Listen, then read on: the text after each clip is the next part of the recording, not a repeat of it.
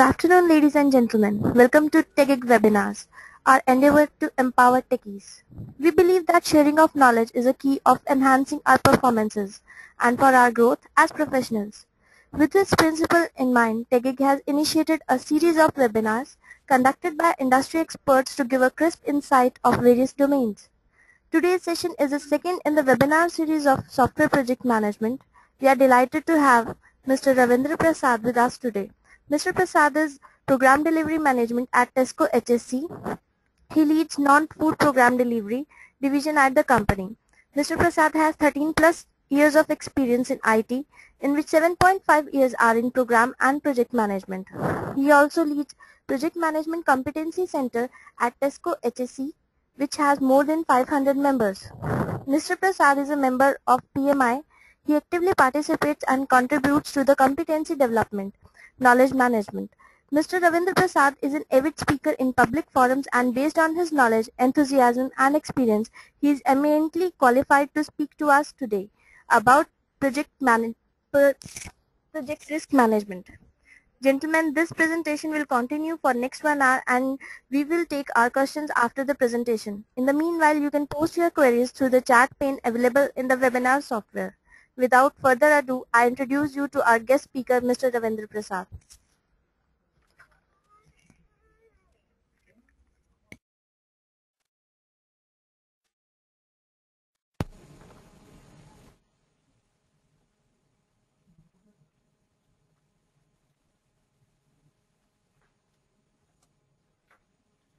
Hi Kesh, are you able to see the screen? Yeah, Mr. Prasad, we can see your screen. Please go ahead. Okay, that's fine. Thank you. Thanks to TechGig for giving me this opportunity. As introduction was made, my name is Ravindra Prasad. I work in Tesco. So today, if you look at the slide, today I'm going to cover pretty much on the risk management. I'll start with what is risk, because fundamentally we need to understand the definition of risk, because our understanding of risk might be different from the other person. After defining the risk, I'll quickly talk about how to do the risk management plan. Can you get your PPT in full screen mode? 1 second. Is it fine now? Kesha, is it okay? Still, it's not on full screen.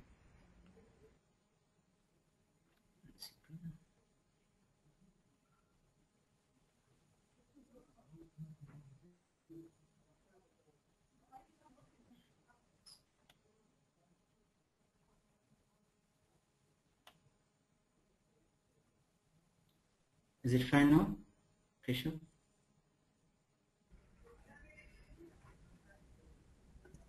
Yeah, it's fine.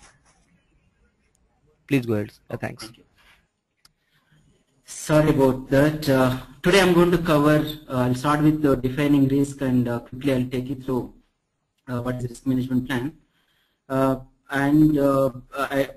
would assume you would belong to IT industry, so I will touch upon some of the risk categories that we come across in IT. After that, we'll talk about how to identify the risks. And once you identify, we need to do the qualitative analysis and then the quantitative analysis. I'll touch upon that, and after that quickly we'll talk about how to manage the risks. And last 2 points are mainly my personal experiences, which I had gained through by doing the project management. I'll touch upon the critical success factors for the effective risk management, and finally I'll share you the best practices which I learned from my personal experience. So that's how today's day is going to go. Hopefully I'll be able to complete the webinar by 4 o'clock. That is another close to 55 minutes from now. Let's go to the slides quickly. Before I talk about risk, let me introduce the company that I work, which is Tesco. We are third largest retailer in the world with close to 112 billion US dollars, and we have presence in 13 countries with close to 5,300 stores, and then our employee strength is close to 500,000, which is 5 lakh in Indian number. Currently, I'm associated with Tesco HSC, which is Hindustan Service Center. We are the global delivery center for Tesco. And my company, we believe in two values. One is no one tries hard for customer, and second one is treat the people the way we would like to be treated. Let me take you through the actual presentation, which is risk. I believe all of us will take the risk, and to define the risk, it is an uncertain event or condition that would impact the project. When I say impact, either it could be both positive or negative. So I'll talk about the positive risk a little later, but mainly we would associate risks with the negativity. What I mean by, suppose if you do something which is probably not very good for us, then if it results in which is a negative outcome, then we'll say it is a negative thing. But again, if you do something, if it brings some profits to us, then we might look at it as a positive thing. I believe you would have gone through something called a SWOT analysis, which is strength, weakness, opportunities, and then threats. If I say opportunity and then threat, now what happens is when the risk is negative, that could be a threat, and if risk is positive, that could be an opportunity. I will touch upon SWOT analysis a little later into the presentation. So you can see the picture here, which is Mr. Gautam Gambhir is playing against Sri Lanka. What he's trying to do is doing a dive. The reason, I mean, it's a risky dive, but however, he wants to do that because he does not want to get run out. And I had put this picture because I believe you can understand, you follow cricket very well. As you know, in cricket, the batsman takes the more risk. Why I'm saying that batsman takes more risk is batsman. There are 11 ways a batsman can get out in cricket. I'm not going to talk about all the 11 things.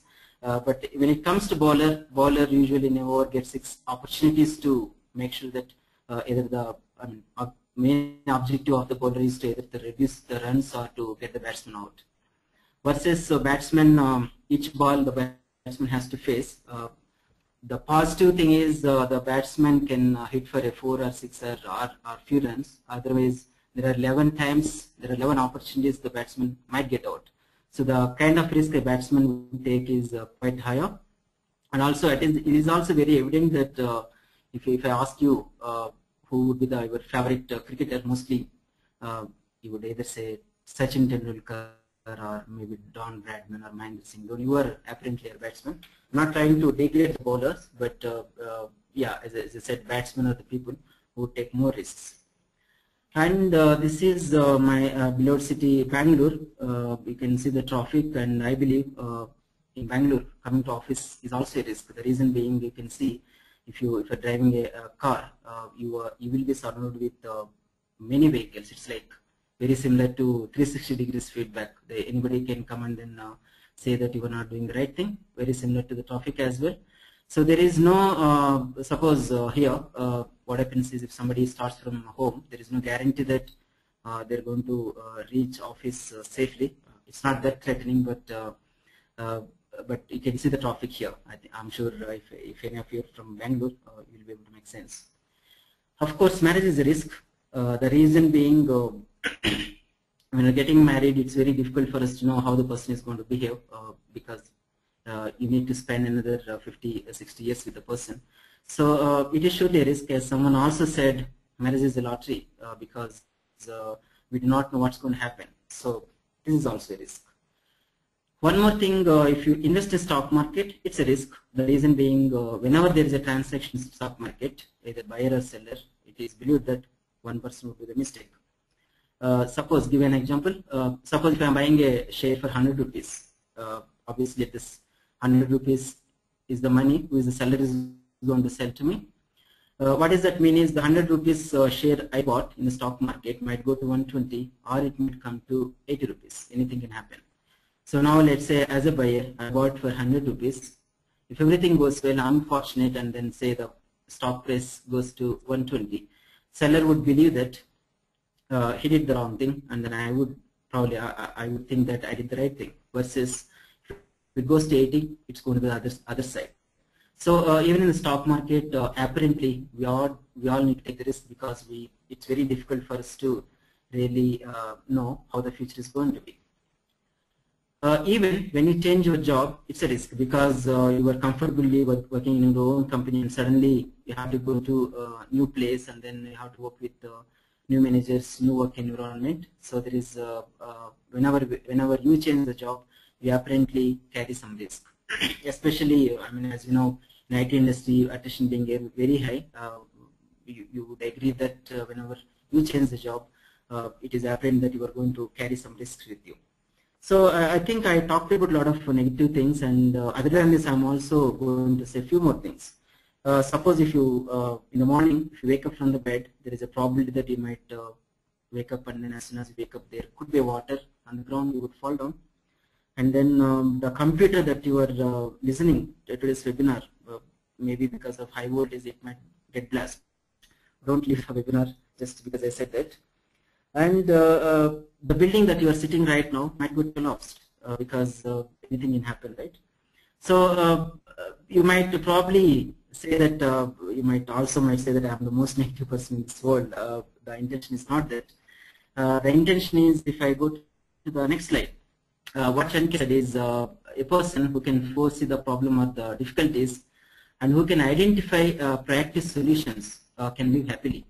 So what does this mean is just don't encounter the problem and then try to find a solution, but if you can foresee, you will be able to find out the solution little early, then you go and then encounter the solution, try to solve the problem. It's basically to say in simple words, being proactive versus being reactive. But having said that, as I also said that I started sharing a lot of negative things. So now the reason for saying this is, suppose if you take as an example of a cat. I'm not sure if you own a cat at home. Cat, what it does is, cat when it is drinking milk, it just closes the eyes and then drinks. The reason being, it just wanted to enjoy that moment. However, it will not be able to see if somebody is coming to beat the cat. The reason being, I mean, obviously it doesn't want to do that because if cat starts doing it, then it will not be able to enjoy the milk. But having said that, probably for the short-term gain, it might be sacrificing the long-term gain, which means that probably if somebody sees it, they might come and kill the cat. So that is the reason we need to really look at what is the best way that we can manage the risks. So now let me take you through. I believe now you understood what is the risk and then why we need to find out right risk management plans. Let's look at what I mean by risk management plan. That is the second thing here. So one Chinese proverb says that if you need the water today, you need to dig the well yesterday.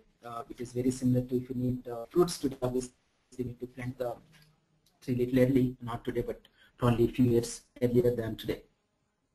So it's very similar to doing the risk management planning. Risk planning should happen as early as into the project. What I mean by this is risk planning is nothing but identification. This is mainly to really look at what kind of risks probably my project will go through due course of the project and what kind of actions that I need to take. Let's go to the next slide. So a few tips, whenever you see this kind of slide, you can straight away assume that it's a kind of a tip which I'm sharing from a personal experience. It is important that all the risk planning should be done by the team. The reason being, most of the times team is going to be working on the project ground level. So as a project manager, though you would be knowing what is happening at the overall, but team is the team got the right people to give the right suggestions. And it is important that this meeting has to happen throughout the project duration, because from starting to the end, it should not be intermittently, it should be planned. Let's look at how you can do that. As I said earlier, risk management planning is all about planning for the risk well in advance. So the first thing is, which is methodology. As you can see here, methodology is all about very high level definition of what is risk, and then why as a project team we need to look at the risk, and also at very high level how are you going to manage these risks? In order for us to manage the risks, the next one is we need to have the people. So that's where these roles and responsibilities come into picture. And at the same time, in order for us to manage the risks, we need to allocate some money as well. That's where the budgeting part comes into picture. So when I say budgeting, ideally for a project, you would get the budget from the sponsor. So that is the reason sponsors also need to understand that the team is doing the risk management. So I need to allocate some budget to the team. Fourth point is timing. This is all about the frequency. When I say frequency, how frequently you need to do the risk management. So again, the frequency, what it means is whether I'm planning to do once in a month or once in a week or once in a quarter, or is it going to be daily activity? That is one thing. And second one is how long these risk management meetings need to happen. So that will be covered there. The next thing is the risk categories, which I'm going to spend some time in the next few slides. Risk categories are important because indirectly these will happen as the checklist as well. And the not last one, there is one more thing: reporting format and then tracking. This is again an important aspect because as a project we will be having multiple, or you will be having multiple stakeholders.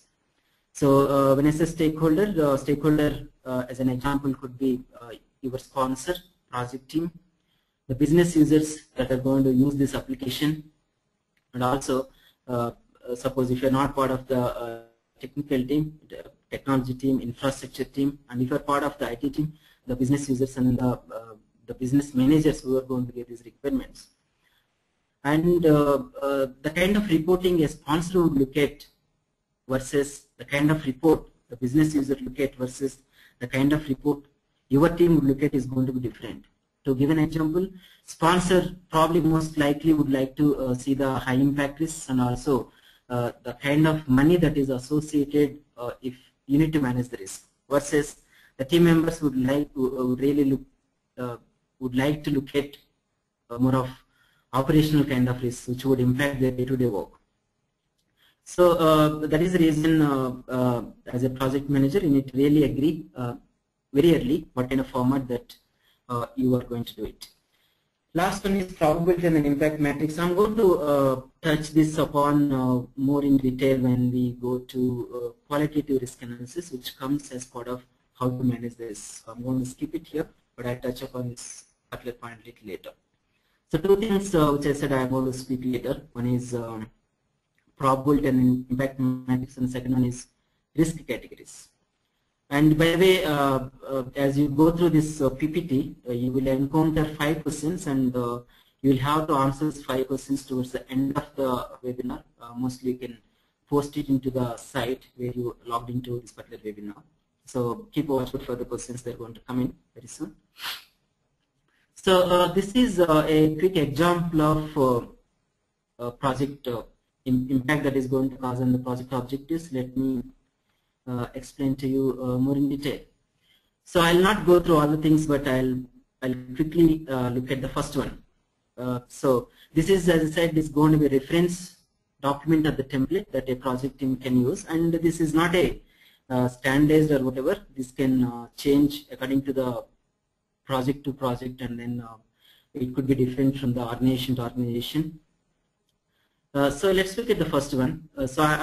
A cost and budget. Suppose if there is no increase in the budget, so suppose as an example, I was allocated for 10 million pounds to deliver a project, and then suppose there is a risk, and then my budget would go for another let's say 50,000 pounds, which I would say it's very insignificant increase. I would say the impact is very less or very low. However, if it is say for an example 1 to 10% increase, which is another 1 million additional increase, still I might say it is very low. Sorry, it's low. And then if it is 1 million to 2 million, which is 10% to 20%, I could categorize it as moderate impact. And if it is going to be 2 million to 4 million, I would say that it's going to be high impact. So the last one is if it is going to be if it is more than 4 million, I would say very high impact. Again, as I said, it would change from organization to organization, project to project, and again, it will also change from the environmental factors. What I mean by that is, suppose, let's say, it is all, as you know, right now there is Eurozone crisis, and then there is a, people have been saying that there is going to be recession. So in this scenario, maybe I would say even increase of 10 to 20% I can categorize as very high. The reason being, because at this current scenario, money is very important to me. Versus suppose there is a government regulation, and then I need to for sure I need to implement this project. In that scenario, the next one, time or schedule, is going to be more important to me versus the cost. So that's how it has to be changed or done. As I said, this is a very important tool. In case if you would like to use it, you just need to come up with this particular template and then go ahead and do that. So let me go to the next slide. So this is the first question for you. As I said, it's not required for you to answer straight away. You can take a paper and pencil. You can just make a note Q1 and then what is the answer, ABCD. You have 4 options. I'll leave it for you. Project risk is the uncertainty that an event or condition that affects dash will be released.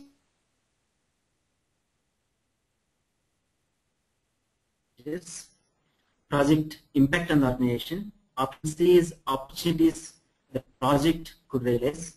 The last option, which is D, at least one of the project objectives, cost, scope, time, or quality. So quickly I'll take another 5 seconds, and then you just need to write Q1 either A or B or C or D. Okay, I'm moving to the next slide. So here you can see, as you know, what I covered was I tried to give a perspective of what is risk, and also I covered how do you do the risk management plan. I wish to show a real risk management plan, how it's going to look like, but unfortunately because it's a webinar, I could not share the document, but you can always reach me over an email. I can share across if you are interested. Then as we right now know what is risk and then how to do the risk management plan, let's go on and look at what are the typical risk categories in IT projects. So this is this slide, you can see it's just not applicable for IT project, but it can be applicable for any project. You can see at a very high level, you have the technical risks, external, which are not part of the project. You can also see the risks associated with project management, and finally organization risks. To give an example, so when it comes to technical risks, requirements, when I say requirements, not necessarily business requirements, the technical requirements. Somebody says that the website has to be, the web page has to come within 1 second. And then we can always say that there is a probability if the number of users are more than 500, there is a probability that the website will take more than 1 minute, or sorry, not 1 minute, 1 second. So that is the risk. I'm not going to go through all the things, but this is going to give you one very high level view on how risk management can happen. In simple terms, this is called RBS, which is risk breakdown structure. RBS also got one more name which we use in project management terminology, which is called resource breakdown structure. Don't get further about both the names. Here it is risk breakdown structure. If you know, there is one more term called work breakdown structure, which we use pretty much in scope management. That is used to really break down the requirements into smaller chunks. Here also it's very similar. As you saw here, under technology, under technical rather, you saw the requirements. In fact, requirements can also go under project management, because under project management you might also end up doing the business requirement capture. You can also see something called external, which is mostly we would not have much of control as a project manager. We would not have much of control, which is the supplier or the vendor. Regulatory typically comes from the government organizations. Government might say that suddenly it might come with some new rule or the law which says that okay, we will not be able to do this. Market conditions, as I said, recession, right?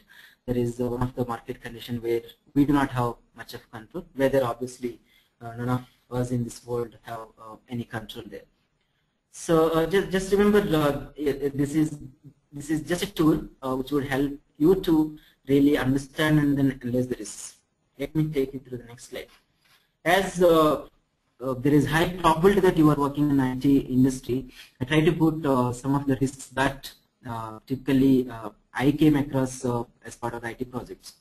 The first one is the technical environment. As you know, I'm sure you would agree that technical environment in IT industry is going to be never stable. So the person has to really identify what are the different ways the IT environment might go down, and then how do we come back.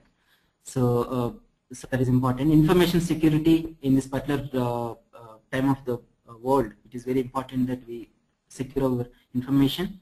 When I say information security, it's just not the data, even related to the infrastructure or our passwords, everything that would really play a major role. Sometimes programming logic might produce some risks. What I mean by that is, say, if you are trying to code something in an array which would occupy, let's say, 999 variables, and then suppose obviously there is a probability or there is a risk that tomorrow, if our organization is going to more than that particular value, there is a probability that the program is going to fail. So that is important thing. And when it comes to infrastructure, also is going to pose a lot of risks to the organization. Infrastructure also brings many security risks, and then when I say infrastructure, any risk related to the data center, the ability for the infrastructure to support organization growth, all those things are going to come into picture. And technology itself can pose as risk. What I mean by this is, suppose if you are using one technology, and then say, suppose if you are using Java today, there is no guarantee that Java is going to be available for lifelong, and then somebody might find innovative ways to induce some bugs or some viruses into Java coding. So versus that is, while this is one risk, there is also probability that suppose if your organization, all the systems are into Java, tomorrow there is going to be one more beautiful language is going to come, and then your organization may not be even ready to adapt to the new technology. So especially when I was a fresher, I used to always get this dilemma. If you take a typical organization, you will find they will have many databases, something like Oracle, SQL Server, DB2, IMSDB, and then when it comes to programming languages, COBOL, Java, C++, and .NET, all this. So I always wondered why an organization would look at so many languages. Why can't everybody use COBOL and then DB2? So later on I realized that I think dependence on one single language, it's going to be a real threat to the organization, because let's say tomorrow whoever is supporting COBOL or DB2, they would say that yeah, my organization is getting closed, I'm not going to do any more developments in the particular language or the database. Then the organization has to really suffer. Finally, the technical architecture. There are a lot of kind of architectures. However, the purpose of the session is to not to discuss the architecture, but it is going to pose a threat, because an architecture ideally should be in a position to it should be flexible enough to accommodate the newer requests or the newer technical solutions. If it is not, then the architecture is going to collapse. So these are a few risks I discussed related to the IT project, and then now we know how to what is risk definition, how to do the risk management planning. I also discussed with you how the risk can be categorized. Now let's go to how to identify the risks. So this is important thing. Till now whatever we did was mainly the strategy. Now this is the action part or the execution part. So let's look at risk identification. So at the end of risk identification, typically we would come up with something called a risk register.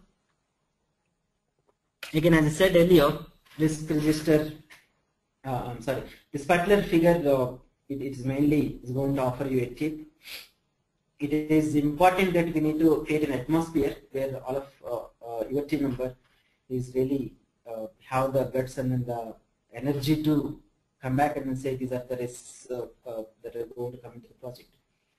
And initially, as a project manager, you should be in a position to accept all the risks without evaluation, which is a main thing in the brainstorming, which I'm going to cover a little later.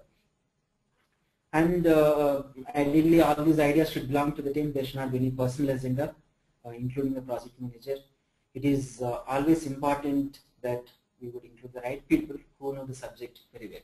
Otherwise, we might end up in looking at the risks that are not very relevant to the organization or to the project. Okay. Now, so how do we do the risk identification? Let's look at, there are multiple ways. First one is brainstorming. So brainstorming is all about you get the people into a single room and then ask their ideas. Yes, we are doing this project. What you believe can go wrong? And then, as I said earlier, it is important that project manager would encourage the people to share their own ideas and thoughts without passing any judgment immediately. Second one is Delphi method. This is mainly we use when we wanted to get the expert opinion. What I mean by this is, suppose suppose your organization going from as an example, say you were moving from business objects to, let's say, MicroStrategy, which is both are analytical tools or the reporting tools. So now, and then your organization never worked on the MicroStrategy. The best way for you to identify the risk with the newer technology is to identify the experts who has worked on this particular technology earlier, and then understand, yes, my organization is going to use this new technology. I would like to understand what are the risks that you had undergone and how you were able to manage them. So those are all called subject matter experts. Ideally, this is done by sending some emailers or the surveys or the polling, and then they would come back and then say, yeah, this is right thing, this is not right thing. Third thing we can or you can do is interviews. So what it means is you would go on and speak to the people directly face to face, and then give the scenario. This is the project that I am doing. I would like your inputs on what might go wrong. So SWOT analysis, this is something which I touched a little earlier. SWOT analysis, you take any scenario, you understand what are the strengths, what are the weaknesses, opportunities, and then the threats from that particular activity or the project. Root cause identification, this is a very important one. Root cause analysis or the identification we also use in the quality management, because in order for us to solve something, we need to really understand the root cause of that particular problem. So risk management is not an exception. So here also we can go on and use the root cause analysis. What does this mean is, suppose if I say attrition is a risk for the project or the for the delivery, then we need to understand why attrition is the risk for the project, the root cause. So when somebody says that why attrition is the risk, we might go back and say that, yeah, people are not very happy with the new technology, or people might also come back and say that they're not happy with their manager. So the next question would be why people are not happy with the new technology. They might say that new technology nobody uses other than this current organization. So I believe if I learn this technology, there is no scope for me to grow in the organization or in the outside of the organization. So if we are able to identify these root causes, maybe they are true. They are true, yes. So from the attrition to we went to the extent of really looking at whether the technology that we are trying to do for this project is right or not. So then we might go and then even look at changing the technology. So that is why the root cause identification is very important. The last one is checklist analysis. Now, however, I mean, though I said last one, there are a lot of other tools and techniques, but because of the time, I just choose some of the important things. Checklist analysis is very similar to the risk category that we had seen earlier. However, checklist analysis, again, I do have my personal checklist, which goes for more than 150 different things when it comes to IT projects. What it does is it will really look at different scenarios, what can go wrong in a typical IT project, and then you can say whether this is applicable to your project or not. If you say yes, then obviously you need to go on and see why it is yes, and then what are the different ways that you can manage those risks. The next one, it is very important that the assumptions we need to do. You need to do the assumptions analysis. What I mean by this is, assumption is something which you believe it's true, and the only difference between risk and assumption is risk is a probability. We may not, I mean, nobody is sure whether it's going to happen or not. But assumption, for sure, when you say I'm assuming that it's going to, let's say, if India is playing with West Indies, right now, you can make a statement saying that I'm going to assume that India is going to win the second one day. The reason we believe that it's going to win because they have won all the previous matches, so we believe that it's going to happen again. Most probably it would happen. So that's the difference between the assumption and the risk. If I repeat it again, risk still carries some probability, 50-50%, but assumption is more towards the truth. You believe that it's going to happen. While we say that it is important that we need to understand the strength of assumption and also what is the impact if it is wrong. Both are important. So when I say strength of assumption, if I'm saying something that's going to happen, I need to have real backup numbers or the figures to say that why it's going to happen. And suppose we also need to understand, suppose if it doesn't happen, what is the impact that's going to cause, because that is also important. Suppose blindly if you strongly believe that something is going to happen, and then if it doesn't happen, we also need to understand what kind of impact it's going to cause. Let's look at, I mean, this is one more tip to do the effective risk identification. So it is important that you need to identify the trigger on time. What I mean by this is, suppose if you're executing a project for a period of 6 months to 12 months, suddenly 1 week you would realize that yes, still, so suppose if it is a 52 weeks project, and then suddenly on the till 16th week it all went very well. Suddenly 16th week there is a schedule slippage. What I mean by schedule slippage, you are supposed to deliver on that Monday, but you slipped by 3-4 days. So that's a trigger. There's a trigger which says that yes, project manager, there is something going wrong. You just need to really look at what is happening. So that's a trigger. Probably that week it may not be a problem. It might so happen that one of the team member would have gone for leave, sudden leave, and then it would have slipped. But that's the trigger.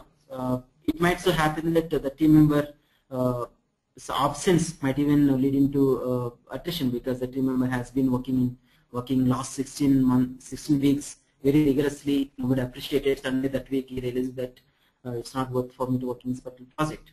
So what I mean by trigger is you need to identify that there is something suddenly went wrong, and then the corrective step need to be taken as soon as possible.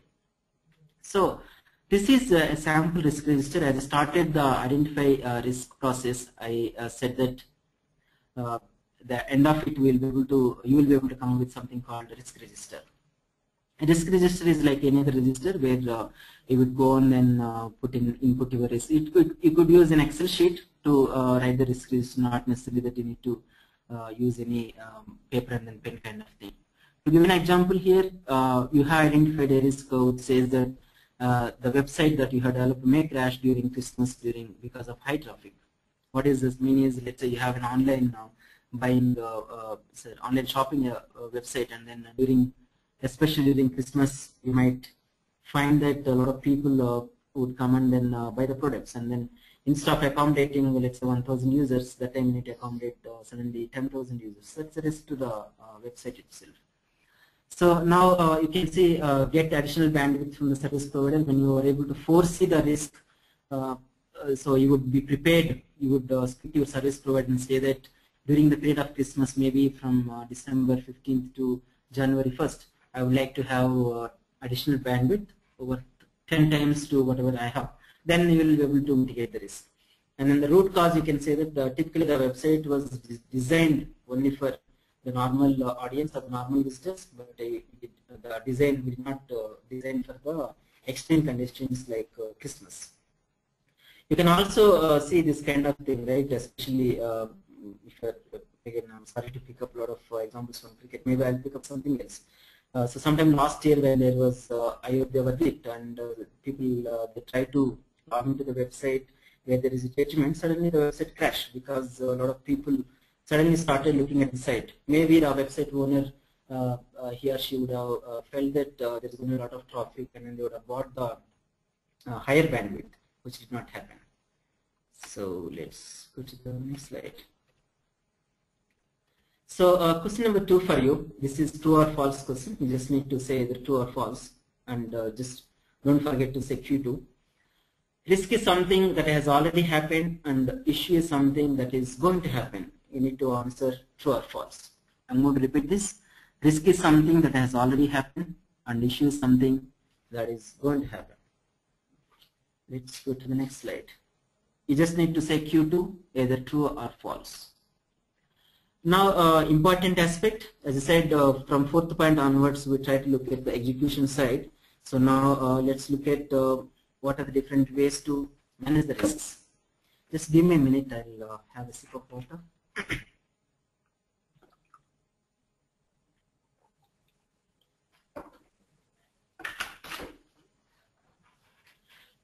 Yeah.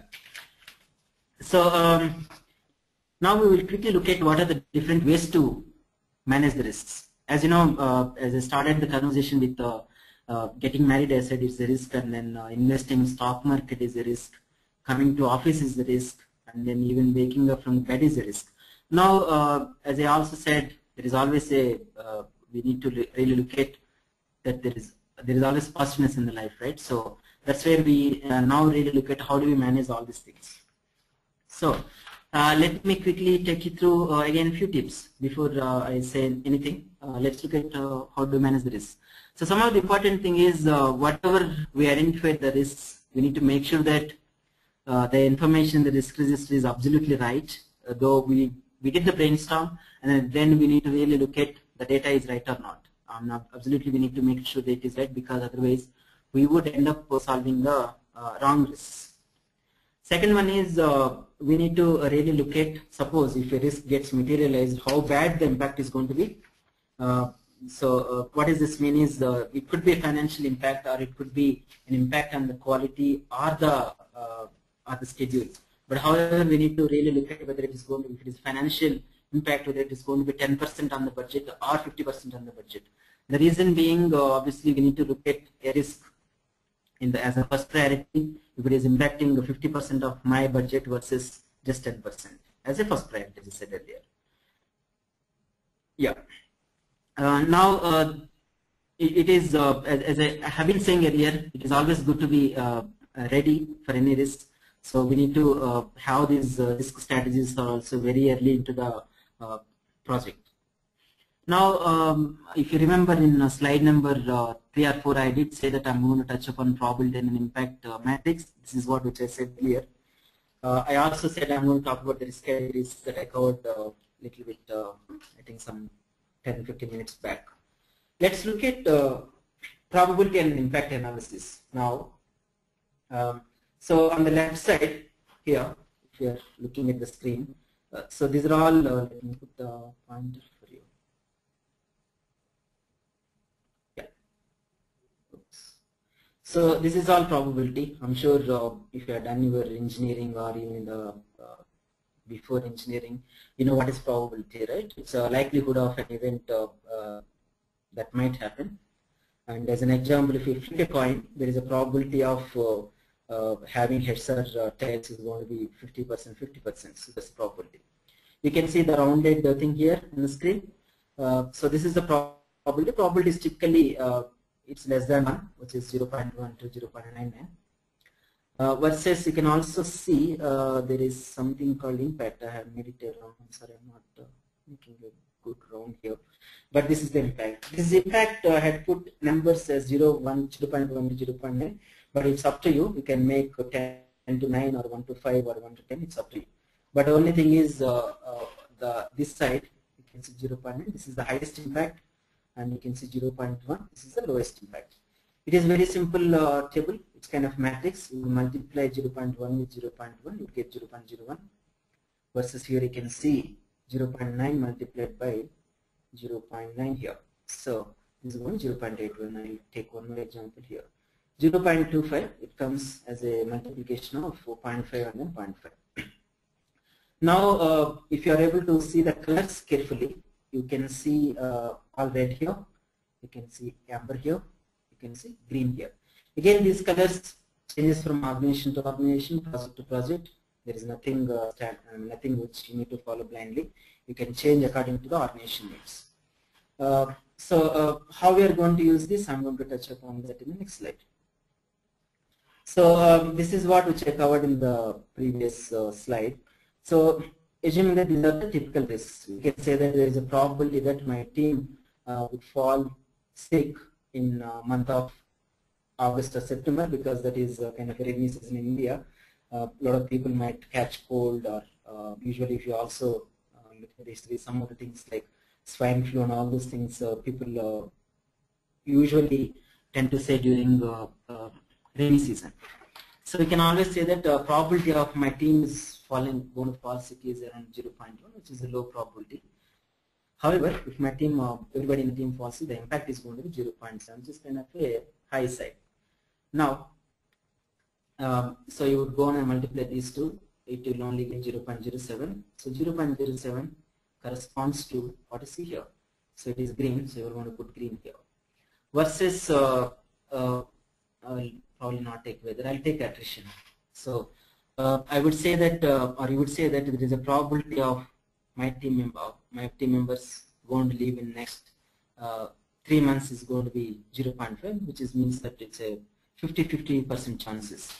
Versus same impact as illness, if my team member is not with me in the project, so there is going to be impact on the budget or the cost, budget or the schedule or the quality. So the impact is going to 0.7. Now just need to go on and multiply, so you are going to get 0.37. So now quickly you would go on and look at your reference matrix here. You can see if you see the color.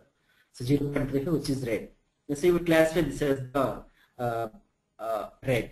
So here we can quickly say that these are all the high visible risks, or the risks that you need to do some action.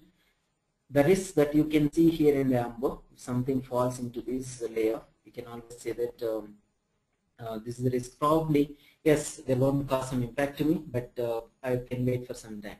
Versus green, probably not much worried. So here, if I give an example again, the probability of people falling sick is only just very less. So you would not do anything. So I also said earlier saying that the building that you are sitting right now might collapse. However, are you going to run away from the building right now? Probably may not. Though I said that the reason you are still hearing this webinar because the probability of building get collapsed is, even though I said 0.1, it's going to be 0.01, because till now the building that you sat never collapsed. So and also suppose if you are in the low seismic region, there is no way your building is going to get collapsed unless it is constructed by the bad quality. But I think the probability is very less. However, the impact is going to be quite high, even in the scenario, right? If I say the probability of building might get collapsed 0.01 versus the impact is going to be very high. If at all it does 0.9. If we multiply these two, still I will be somewhere here. So that is the reason we were all coming to office, and we were all sitting in the building, and then we were not much worried about all these things. So that's how it is. It can be done and then analyzed. So let's again, I think I also spoke about the marriage, right? So the probability of a marriage being successful, it's very difficult to say unless I meet you and then your spouse, but it's or would be rather. So it's very difficult. But however, you can always look at the divorce rate in India and then come with some probability. Let's say if I remember out of my memory, the divorce rate is I think is around 45 out of 1,000 or something. So the probability of somebody's marriage will not be successful is 0.1%. Sorry, 0.1. Versus the impact, I believe personally it might cause a lot of impact. That is the reason still most of the people get married, though some people would get divorced, but I think it is still worth experimenting. Let me go to the next slide. So I believe it is clear to you. This is very important slide, qualitative risk analysis. So what we are trying to do here mainly is in the previous sections we try to identify the risks, and we are slowly converting those risks into more appropriate things. So earlier assume that you have 5 risks. Now we will only worry about mainly 2 things, which is weather and attrition. Remaining risks will not be much worried, because you can also say that it's kind of an 80-20 principle. To quickly take you through, there is one more thing called quantitative risk analysis. I'm not going to spend much time here because I need to spend a lot of time on the risk responses. So you have an option to take aeroplane, two aeroplanes. One is which costs you around 9,000 rupees. On time is 90%. If you are late to that particular city, you are going from, let's say, Bangalore to Pune, you need to end up losing around 40,000. Here, the one more scenario. Ideally, it's very difficult for you to say straight away, but if I give this answer, with option A, you are going to lose around 13,000, and with option B, you are going to lose around 15,000. So obviously, we are going to go with the option A because this is where you are going to lose less money. Now, let me take you through how do you do the risk response planning. This is important thing. I'll explain to you with a quick example here. So the project is very simple. We need to stand on the edge of the cliff.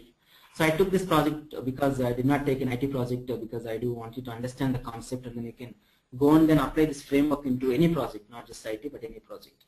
So your project is very simple. You need to stand at the edge of the cliff, and then the cliff, as you see here, it's very rough, and then it's also windy. You can see this. Somebody is pushing it. Don't think that it's a manager is pushing. It's a wind is pushing. So you need to stand there, and then the wind might come and then you might fall down. And then your client says that you need to stand on the edge of the cliff, and then if you stand successfully, you would get 1,000 rupees per day. You come to cliff 8 o'clock in the morning, stand till 5 o'clock, get the 1,000 rupees, and then go home. That's the project. And if you are not successful, one thing is you will get injured, or also it might so happen that the person also might die. And second one is obviously you're not going to get that money of 1,000 rupees. Let's look at what are the different strategies which this person is going to use. First thing is you might even say that my life is more worth than 1,000 rupees, so I will not even do this. This is the however, this is also called as a limit, but however this is not the right thing to do because you will not earn any money. Suppose if you need to let's say your family is dependent on you to make sure that you get the 1,000 rupees, and then they might be waiting for you. So this is not the right thing. The second one is it's basically you see something and then you do not want to do this because it's very high risky thing.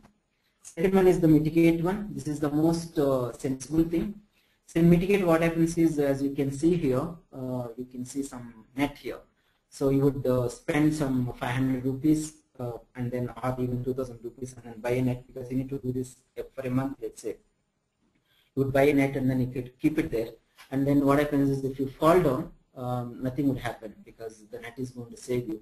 However, I want to caution you saying that this is only going to reduce the impact, not the probability of falling down. However, mitigation can also can also be used to reduce the probability. Again, in your office, you would have seen something called fire extinguishers, right? They would not reduce the probability, but they would reduce the impact. However, if you have something called fire resistant furniture, let's say a fire resisting wall, I'm not sure if it is existing. I'm aware that there is a fire resistance wood. So if you buy that, then what happens is the probability of your office building or the house catching fire is very less. So you're going to reduce the probability there. So mitigation, as I said, it's going to either reduce the probability or the impact. Next one is transfer. This is kind of an easiest one. What you do is you would call a vendor and then say that I will pay you 750 rupees. You stand for me, and then you would take the 1,000 rupees from your client and pay 750 rupees to the vendor, and then you would go and then enjoy with the remaining 250 rupees. So that is the transfer. Only thing here is instead of getting 1,000 rupees, you are only getting 250 rupees, but you are kind of minimizing the impact rather. So accept is you do not do anything, and then you just go and stand there. The thing is you are not spending money for the net, and you are also not spending money which you would otherwise give to the vendor. You just go and stand. You would either get 1,000 rupees or you would fall down and say that that's the end of the person. So these are the 4 categories. To make sure that you remember these things, there is a nice word called ACAT. I also said CAT as an example. I believe it's going to be really easy for you to remember. So ACAT stands for avoid, control, accept, and then transfer. Control is very similar to mitigate. So there are 2 other aspects which I would like to touch. The one is acceptance itself. There are two things. One is passive acceptance, which the person did earlier, did not do anything. And second one is active acceptance. And then you go on and do something called contingency planning. In your project planning, you would allocate let's say 20% of the money in case any risk gets materialized and no use this money. That's the contingency planning. So this is the update risk register. Unfortunately, because of lack of time, I'm not going to spend much here. But you can, if you're interested, I can share you the PPT. You can go through this particular thing.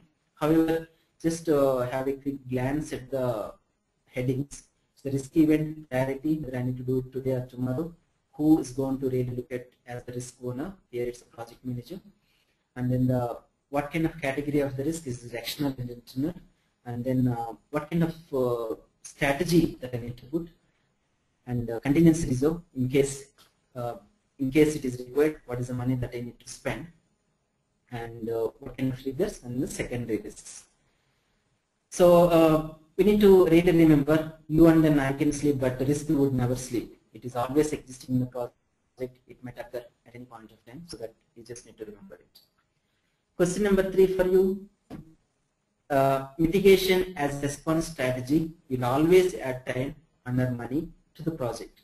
Mitigation as a response strategy will always add time and earn money to the project. You just need to answer Q3 true or false. Mitigation is also controlling. Next one is as 6th point and 7th point. It's more of my personal experience, not necessarily that they are universally correct, but they work for me. So let's look at it. So these are the critical success factors for any risk management team. First one is organization culture. So when it's organization culture, each organization got its own culture. So some organizations, they have more risk appetite. When I say risk appetite, their ability to take the risk, versus some organizations, they will not have much of the things. What I mean is, suppose if you take right now, some companies in US, they just go on and keep on building the new products. There is a risk to them because the product may be successful or may not be successful. However, they will be putting or they will be investing a lot of money into this particular thing. Versus in Indian IT, mainly, in my view, it's more of a low risk kind of thing, where we not invest a lot of into products, but mainly into the IT services, where we would go and serve the customers who had some brilliant plans. So here what happens is, for us in Indian IT, there is a minimum guarantee that there is going to be revenue, because we are not developing new products whatsoever. So the organization culture is important. Second one is organization structure, whether it is a flat structure or you have a lot of hierarchies. Because what happens is, in a flat structure, it's very easy for someone to take a decision very immediately. Suppose if you identify risk and then you go to your boss, you should not say that I need to take another 10 approvals to make sure that you go and do the right risk mitigation, versus he would say that yes, I do appreciate and understand it's the right thing to do, and then you just say, yeah, you go on and do it. Next one is communication, how well your organization can adapt to the new things and then the new communication channels, and then how well the communication flows across different stakeholders. That is important. Trust and the risk, yes, they are hand in hand. Sometimes they are I would not say against each other, but trust and the risk, it's very difficult for someone to go hand in hand. What I mean is, let's say you can't blindly trust your team member, so which means that you are taking a risk which probably you do not know whether he or she is going to do it or not. So that's about the trust. So these are, I believe, critical success factors for someone to really make sure that they do the right risk management. Question number 4 for you. Purchasing insurance is best considered an example of risk. So is it risk mitigation or transfer, acceptance or avoidance? So you need to answer Q4, either A, B, C or D. I'm going to next slide. So last slide for today, I'm going to share a few best practices in risk management. The first thing, as I also started with the chain is go well. If you need water today, the well must have been done sometime right. So the planning must be done for the risk. What I mean is, we always would assume that something is going to go wrong in the project. So planning for the to accommodate the risk must be done as early as possible. The second important thing is, risks must be identified early in the project, not necessarily you encounter and then you believe either something in the middle of the project or towards the end of the project. As soon as you hear the requirements from your stakeholders, it is first thing is just go on and call all the team members who are part of your team and say that, yeah, we got a requirement, I would like to identify the risks. So that is an important one. Second one is, third one is communicate to stakeholders about the risk. Your stakeholders should always be informed on what is happening in the project. If you see that something is not going to work or is going to work, it is your responsibility to go on and communicate to the stakeholders. Fourth one, it is important that you need to consider both threats and opportunities. So threats are going to give the positive outcome, and then apologies. Threats are going to give the negative outcomes, and opportunities are going to give the positive outcomes. It is important that both need to be considered. It is important that you need to have a clear RACI. RACI stands for responsible, accountable, consult, and then inform. So the reason being, whenever you identify the risk, for each risk there should be someone who is responsible, accountable, consult, and then there should be someone who should be informed on the risk. Sixth one, it is important that we need to understand the priority of the risk. So some of the risks, I think I gave an example earlier. Some risks you need to go on and do find a mitigation or management plan within next 1 week, versus some risk we believe is going to happen 6 months down the line. Probably you will not be worried about the risk that is going to come 6 months down the line, and you would probably more worried about the risk that is going to come next day or next week. Seventh important thing is, it is important that we need to work on only relevant risks. So two things that I mentioned earlier, qualitative and quantitative risk analysis is going to help us. So if you identify 100 risks, it's not worth to really look at all the 100 risks and then try to find solution, versus out of 100 you would only look at 10 risks which you believe are going to have highest probability and also highest impact. Then it is then we'll be able to save a lot of time. So 8th point, it's just not coming up with some strategies. It is important that we go on and implement those strategies. So that is also important one. 9th one, risk register, it should not be something which you create in the starting of the project and then shelve it. It has to be updated and then looked at, and then also it has to be circulated to the respective team members quite often. And the last point for today, there is always, whatever we do, there is always some inherent risk that is going to be there. So we just need to, not inherent risk, there will be some risks which will be remaining. And then I did not touch upon secondary risk something. Suppose what happens is, if you try to identify a mitigation strategy, let's say your team is not very, suppose let's say you wanted to start a new project, and then you would see there is a risk that your team's technical capabilities are not so great, and then the project may be not so successful. Then you would identify saying that, okay, I'm going to give this to vendor. So vendor himself, vendor team itself can carry some other risks. So that's called secondary risk. So identified a risk mitigation plan, but the plan itself would carry additional risks. So it is important that those risks also should be or must be considered.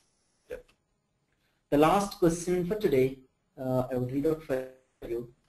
During project execution, a team member identifies a risk that is not in the risk register. What should we do first?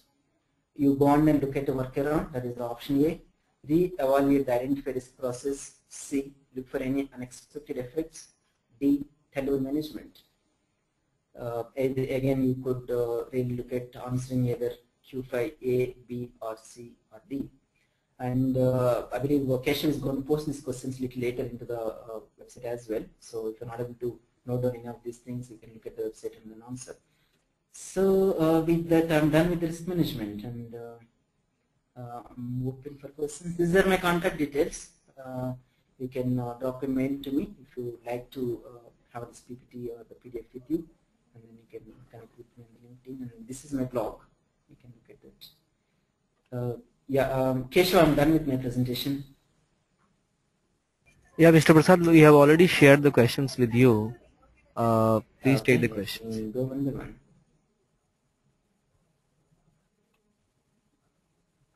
So I will. Okay. So somebody asked Ithika Saxena, who is responsible for risk management, business analyst, project manager, or both? So I would not type it. I'm going to answer it over the phone. Is that right, Keshav?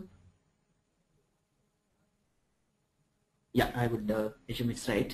So Itika Saxena, to answer your question, who is responsible for risk management? Absolutely, it's going to be project manager, because the project manager has the complete responsibility and then accountability if something goes wrong. It would never be the business analyst. And it can't be both, because project manager got the ultimate responsibility for the success or failure of the project, not the business analyst. However, business analyst is the stakeholder. The second question is it necessary to have RMP in every project? I believe it was asked by Mr. Umesh Gaikwad. Is it necessary to have RMP in every project? RMP, I believe, is referring to risk management plan. It is not necessary because all the standards and the framework we would only use if it is required. And suppose if a project is got, let's say, a lot of stakeholders, and then it is very high value project and then tight timelines, yes, it is absolutely required to have the risk management plan. But however, if you are trying to deliver the project for very low value and then the number of stakeholders are very less, and then it is going to just go for 2 to 3 weeks, and it is not required for you to do the risk management planning for 1 week and then struggling to deliver the project in next 1 week. So it's not required. So I'm going to skip that Itika's next question. I'll come back if the time is available. So Shefalika Srivachava, this person asked, impact matrix, is it a manual work done by manager, and what are the parameters to define it? So impact matrix, so I did share one impact kind of a template, and it's a template, it's a kind of reference document. So this reference document, again, it varies from project to project and organization to organization. What I mean by this is, suppose 10% slippage in cost might be high impact for one project versus it could be low impact for other project. So this is all how it is going to be defined by the project manager or the project team. I think to answer the question, is it a manual work? Yes, of course it is a manual work unless there is an automated template. Murali Krishna asked a question. He asked, how is technical environment different from technical architecture? Can't we club these two? Again, it depends on the, sometimes, I mean, some organizations, they might say technical environment is part of the architecture. Again, there is no right or wrong answer. It depends on what is the scope the organization or the solution architect is going to define as part of the technical architecture. Suppose the solution architect says that technical environment and infrastructure are part of the technical architecture, yes, they can be combined. And some people, they might only say that, suppose if somebody is doing service-oriented architecture, and they might say that only software, the kind of software architecture that I'm going to use is a technical architecture. Anything related to the infrastructure, I would put into environment. So again, it's up to the person to define it. So that is answer to Murali Krishna. Lavanya Krishna asked, how the risk impacts are decided, namely cost impact, schedule impact, scope impact, quality. I think as I showed that particular matrix, unfortunately I could not remember the slide number, but if you probably, let me refer back. So you can quickly look at slide number. I mean, not now because we will not be able to look at, but slide number 7. I try to give sample definitions of impact. Again, as I said, it is up to the project manager to define the kind of percentages and impact, whether it is high impact or low impact. So that is to Lavanya. And Sitaram Kulkarni asked one more question. What is the method to find out impact? I meant for attrition at 0.7. How this number came? So again, as I said, the impact, it's up to the project manager to decide. However, I'm going to say how somebody can decide. Absolutely, one thing is the past history. When I say past history, let's say you did some 10 projects, and then because of the attrition, say 70% of the projects they were impacted. You can say straight away, the impact is going to be. This is not the right thing to do, but this is not the only thing to do. You can have multiple things. Or sometimes what might happen is, though there is attrition, your team actually they came as the remaining people they came as a single team, and then a lot of synergy, and then they were able to deliver successfully. That could also happen. So one is past history, and one more is obviously there should be some futuristic view. You can also say that even though this happens, my team is highly motivated enough to do the things. Then it might say that 0.7 might come to 0.5. So that's basically the past history, and then your futuristic view of your team.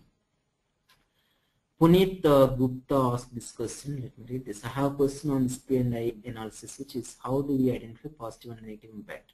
So this particular thing pretty much talks about the negativity, not the positive. So positive thing also you can use it, but only thing is probably high. When I say high negative, when I say negative and it is a high number, it's going to be red. But in the positive thing, which is high, then I would say green. So you just need to reverse both the things. But whatever the P&I matrix that I showed, it's mainly for the negativity, not for the positive thing. And Lavanya Krishnan asked one more question. She asked, what is escalation threshold? Escalation threshold in risk management, and how it is calculated. Escalation threshold. I could not understand the question, but I would think that what is the point that you need to go on and escalate. So this is again, it depends on how we experience the project manager is. If the project manager, and then the kind of authority the project manager would carry. Suppose for any risk, if the organization says that the project manager stands accountable for it, so probably the escalation that is going to go and then do is going to be very limited because he has all the authorities to go on and do. Versus some organizations, it might so happen that project manager is just a project coordinator, then he or she would not have complete authority on what's happening and what's going to happen. So again, it depends on the situation. I'm going to skip Lavanya's next question. I'm going to answer Ashok Das asked some question. When client not provided, I think it's provided sufficient information, but at the time of acceptance they denied for acceptance. Who is responsible for the risk? So I think it's very simple because it was not captured in the requirement. Yes, so when it is, suppose if you try to do something which is not part of the requirement, it's called gold plating in the project management terminology. You would not even do this. So again, it's absolutely project manager's responsibility to document all the requirements. That's where the documentation is going to come into picture. So if the client says that he or she had said something, and then the only way which they can deny that they did not do the thing is they can probably point to a document and say that, yeah, this is the requirement document, and whatever I said is not there, so we did not deliver. However, the project manager can counter argue saying that, yeah, this is what which I documented, then there is no question. So again, I think, as I said, ultimate responsibility comes back to the project manager. What type of quantitative analysis technique used most frequently by you? Unfortunately, I did not use many quantitative techniques because most of the times with the qualitative analysis itself we will be able to find out. However, some of the things like wherever there is a data, when I say wherever there is a data, suppose I have been in the industry for quite some time, and then suppose if I have the data related to one particular technology for let's say 2 to 3 years, then I would go and then use the quantitative data. Sujit, and I think as an industry, quantitative data, quantitative analysis, very less people do, especially in IT. But however, if it is related to the banking or insurance or the credit card, yes, they do have a lot of data. That's where the quantitative analysis is going to be more relevant, mainly from the business perspective. But when it comes to IT perspective, as you know, Indian IT is kind of a maturing industry. Unfortunately, we do not have great amount of data for us to back up with something, some numbers. Sujit Kede. So he asked, suppose your project budget is fixed, suddenly some risk comes into picture. How to handle this issue? So yeah, I think it's an interesting question, and it might happen as well. So what happens is typically a good sponsor. When it's a good sponsor, the sponsor is going to give money to the project. The sponsor ideally should keep some money, which it is called management reserve. So which means that as an example, if I say, so as a project manager, I was allocated with a project which is 10 million pounds worth, and ideally the sponsor will have to keep some 10%, let's say 1 million pounds as the management reserve. However, I do not have access to those funds, but suddenly I know that my budget is always 10 million pounds, and then suddenly some risk comes, and then I should not be handicapped to deliver the project. I would go back to the sponsor and say that yes, there is a risk which came in, and then I need your help. That's called management reserve. The reason it is called management reserve is project manager would never have the access to that unless sponsor provides it. Versus contingency money, project manager will have the access. So that's the difference. I will ask Nilesh. Nilesh S asked one question. I'm not able to spell the second name. Sorry, Nilesh. What is the typical frequency of risk monitoring and who should be involved? I think again it depends on the project. Suppose if the project is very critical, there were occasions where in one of the projects that we did 2 years back, we did the risk analysis almost daily, first 1 month, because that is a new technology for us, and then there is a wide impact to the stakeholders. Versus some of the projects which we had done, let's say if I pick up my projects which we run on mainframes, so maybe I do not do very tight risk management because we have been doing delivering projects on mainframes for 10-12 years, so we know that it's going to work most of the times. So that's where I think we'll reduce the frequency. And Narasimha Murthy Vadlamani asked some question. He did not ask a question. He said, "Thank you, Ravindra." Thanks, Narasimha Murthy. And Anupam asked one question. How do you use the float for contingency planning in network diagram? How do you use float for contingency planning in network diagram? I think I wish to answer this, but because lack of time, I need to give a little bit more explanation on the network diagram, which I need to go back to the time management. Anupam, apologies, but I can probably drop a mail to you. Apologies for that because it requires more time. Let me look at anything which I can answer quickly. Ashok asked some question. So I think I answered Ashok's question earlier. So I skipped one question which was asked by Ikita Saxena earlier. Let me do. During and after which phase risk management is done and it is reviewed and modified if requirement get changed. During, after, I think she wanted to ask which phase risk management is done. I think, yeah, what is the phase that we do? As I said earlier, in the project management we have 5 phases. If you could recollect or recall, we have initiation, planning, execution, monitoring and control, and then the closing. It is really important that we do extend at least in the monitoring and control, not necessarily closing.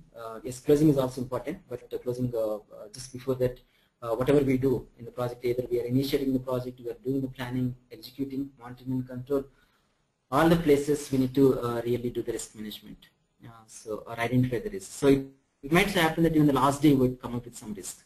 So that is important. I think I answered all the questions. Other than Anupam, can you drop a mail to me, Anupam? I'll answer that question.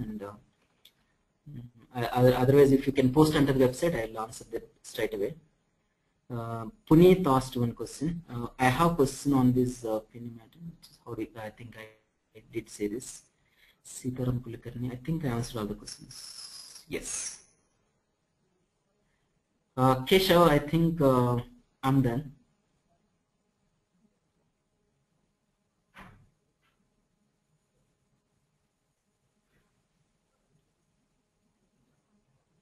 Now we will end the session. Keshav, are you there?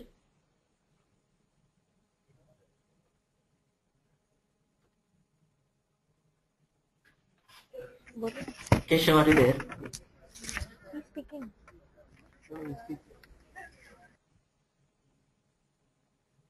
Thanks, Mr. Prasad, for your informative session on project risk management. It was indeed an enlightening session. I would also like to thank our participants for their support in making this webinar a huge success.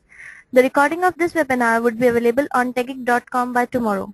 The next session in the Software Project Management webinar series is happening on 6th of December, 3 p.m. Topic: Agile Model Management, Paradigm Shift of Generation X Project Management. Speaker: Prasad Prabhakaran, Program Management at Symphony Service Corporation Private Limited. So see you all on Tuesday at 3 p.m. Have a nice day. Thank you.